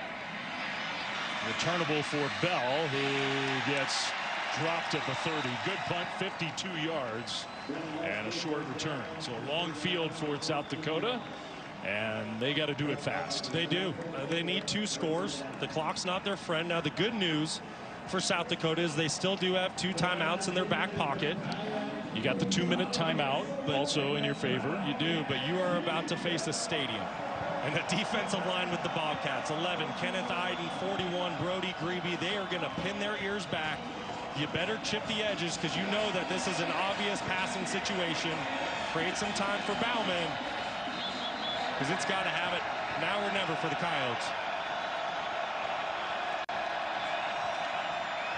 Bauman throws, and it is a nice catch, a contested catch. Jack Martins goes up and grabs it. Now tackled short of a first down, so the clock rolls. That was a beautiful catch by Martin. Strong hands. 2nd and 2. South Dakota's got to be in a hurry. Tice in the backfield. Bauman going to throw to Tice, wide open across the middle. He's got midfield. Tice bounces it right and then ducks out of bounds. That's a perfect play for South Dakota into Bobcat territory. That was a great job by Bauman. He recognized very quickly that nobody was on Tice, got it down to his playmaker in space, and Tice handles the rest. This Coyotes offense is really in rhythm early here, executing very well.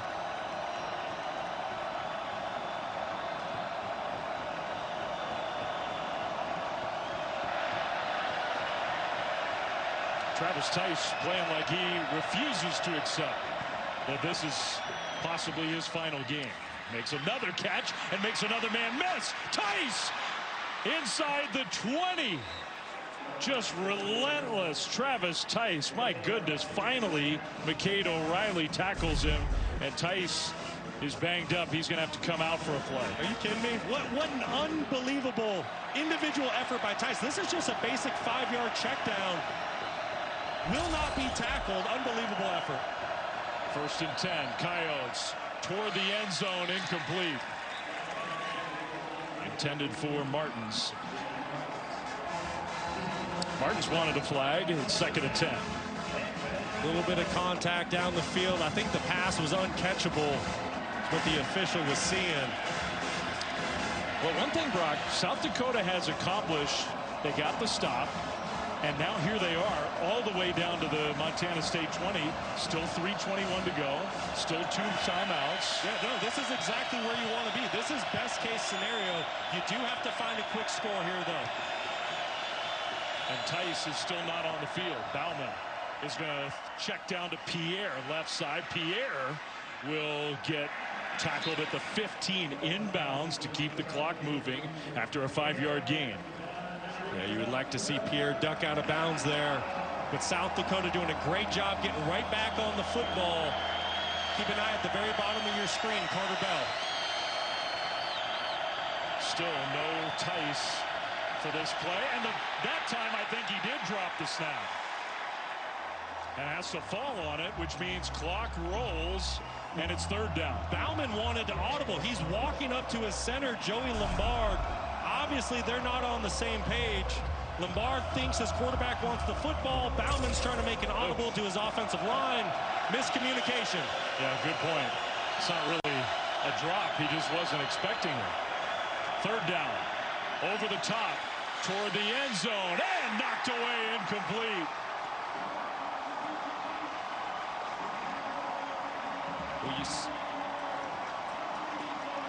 That was a great call by defensive coordinator Bobby Daly, bringing pressure to force Bauman to the quick throw.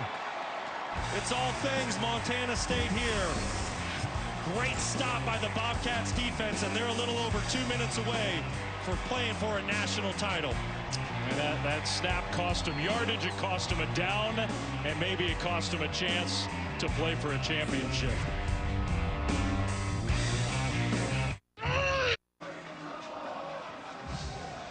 Ooh, they're bouncing around here in Bozeman now. Just 2:22 stands between Montana State and a 15-0 record and a spot in the FCS championship game. They played there in Frisco in 2021 against North Dakota State. North Dakota State awaits the winner of this game. After the stop on downs, Montana State now. One more first down is going to do it for the Bobcats. Malott under center. South Dakota does have the 2 timeouts plus the 2-minute timeout. Handoff Jones, who gets swallowed in the backfield. And they will use one of those timeouts. Blake Holden with a nice play. What a game he's had today. South Really Dakota, good game. Second charged of the second half. I mean, South Dakota has actually outgained Montana State. Now, I think part of that is the Bobcats have been very conservative in the 4th quarter with the 2-score lead. They have not risked incompletions, clock stoppages. So maybe the numbers are skewed a little bit. But it's not like South Dakota's gotten blown off the field here. No, I totally agree. And I think South Dakota, they made some adjustments at halftime. And they did a phenomenal job of digging their way back into the football game. I really think they did a phenomenal job of digging their way back into the football game. I really think the difference right now, it's the 2nd quarter. And in the 2nd quarter, Montana State just took things over. It was ground and pound. Tommy Malott made so many plays with his legs, especially on big 3rd down conversions. And that's really where the game separated. Yeah, I think it's well said. And I mean, this is no knock on Aiden Bauman, who's a good player, but these teams are very evenly matched. One team has number 4. One team has Tommy Malott. 2nd and 12. Jones gets the ball, left side run this time, and again South Dakota there. They're going to blow the whistle, and another timeout called. So the last timeout for the Coyotes. Timeout South Dakota. 2:10 on the clock. Timeout of the second half. It'll be 3rd and long. It will be, and South Dakota State, yes, the chances are slim, but they're still alive if they can get a stop here. If you get a stop and you're going to get the ball back with roughly 2 minutes to go, the 2-minute timeout will stop it. So then punt play will take 5, 7 seconds, whatever it is. If you could get down the field quickly and score real fast, then you'd at least have a chance for an onside kick scenario where you have some hope. Right, exactly. There's hope. The odds aren't in your favor. Obviously, Montana State, they're trying to close out this game with the ball in their hand. If they're able to find a first down here, they're taking 3 knees. Yeah. They're done. They're headed to Frisco. Expecting all-out pressure with South Dakota here. They're going to load up the box and not let any cheap yards happen for Montana State. If you're Brent Vegan, do you take one chance on letting Tommy Malott try to make a play instead of just handing it off? You know, if you get a one-on-one matchup outside, which I see at the bottom of the screen, I don't hate taking a shot. I don't think that'll happen, though. They're handing the football off. They will run it instead with Malott, and Tommy Malott gets tackled inbounds. No timeout, so they'll run the clock down to 2 minutes. Stop it there for the 2-minute timeout. And it'll be 4th down. So South Dakota's going to get the ball back at least one more time with 2 minutes to go in this semifinal game.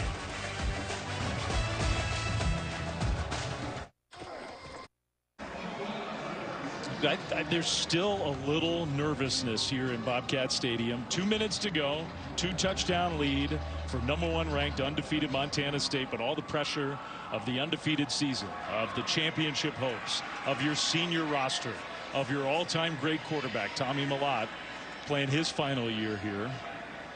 4th and 6. South Dakota did get the stop. They are going to get the ball back. No timeouts. They're going to send pressure, and the punt gets off. And it's another just beautiful sky-high punt. Bell is going to return it and just had nowhere to go. Great coverage, great punt. 56 yards from the big guy, Brennan Hall. Just a fantastic punt, and that's exactly what Montana State needed here to flip the field up 14.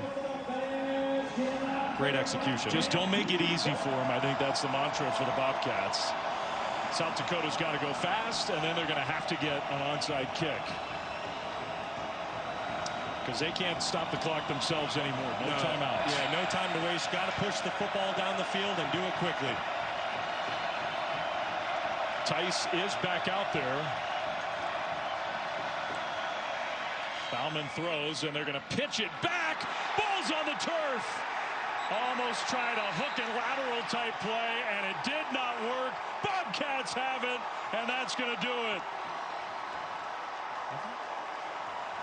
And look who recovered the fumble to clinch a spot in the championship game. Who else would it be? The Melstone Cowboy, Brody Grebe, putting a stamp on the playoffs and the regular season, and the Montana State Bobcats are headed to Frisco, Texas for a shot at the national title. Grew up in a town of, we call it a town of 100. Brody says there are really about 40 people who live in town. And grew up on a cattle ranch, came here to Montana State, has been an All-American 3 times over.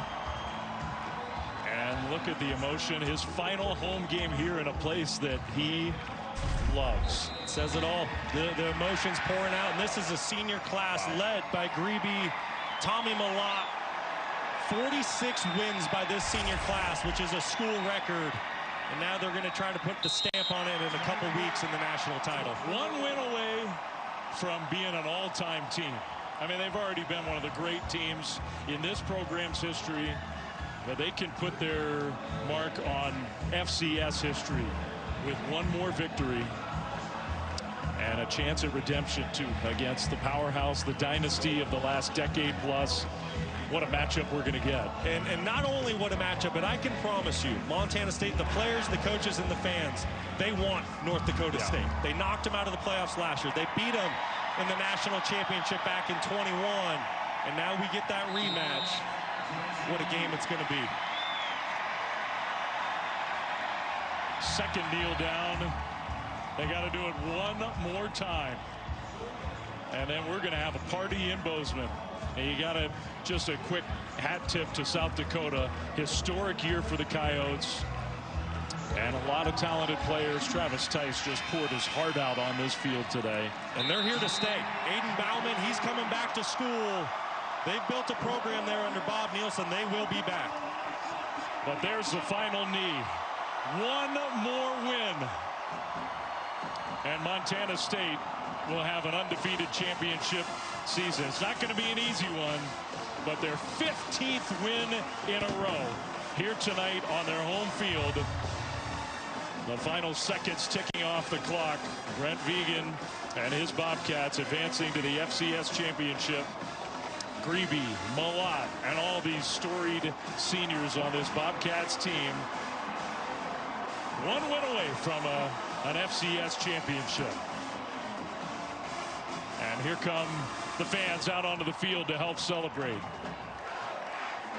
What a moment here for this Montana State football program. The entire state of Montana. It's going to be a great game in a couple weeks. Yeah, no kidding. In the chaos, down with Tommy Millott. Let's send it down to Stormy. Well, Dave, Brent Vegan said that no moment was too big for Tommy Millott. When South Dakota wouldn't go away today, Tommy, why did you and this whole team rise to the occasion? How we go about our business all year long. We've been about going 1-0 every single week, and this was no different. We prepared the right way. We got the guys, we got the program. I just love these guys, and they gave everything they could, and ultimately we got the win.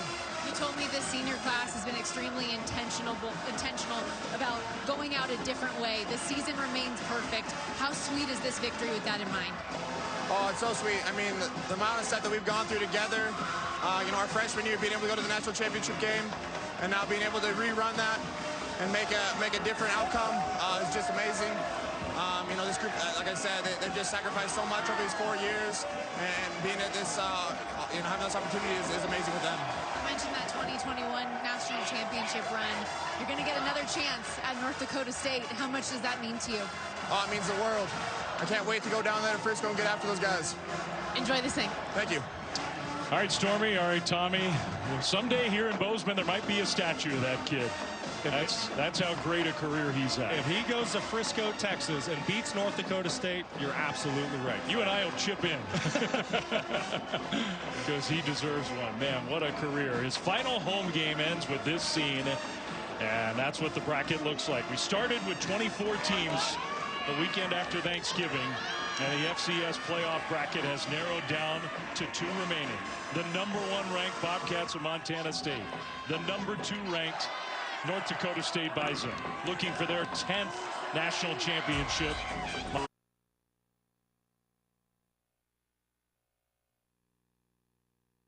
The #2 ranked North Dakota State Bison, looking for their 10th national championship. Montana State looking for a perfect season and looking for redemption. Endless storylines. North Dakota State, they've set the bar. Don't forget, Brent Vegan, head coach for Montana State, played for North Dakota State and coached there for years. Woo-wee! It's going to be fun. A heck of a championship game. What a scene here in Bozeman. The Bobcats fans celebrate.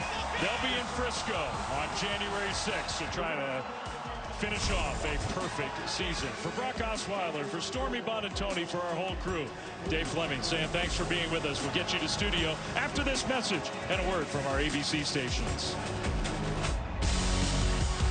The 12-team college football playoff kicks off from an iconic campus stadium. A new...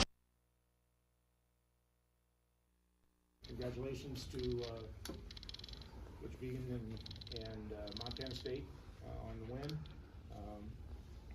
A really good football team. Got a great environment here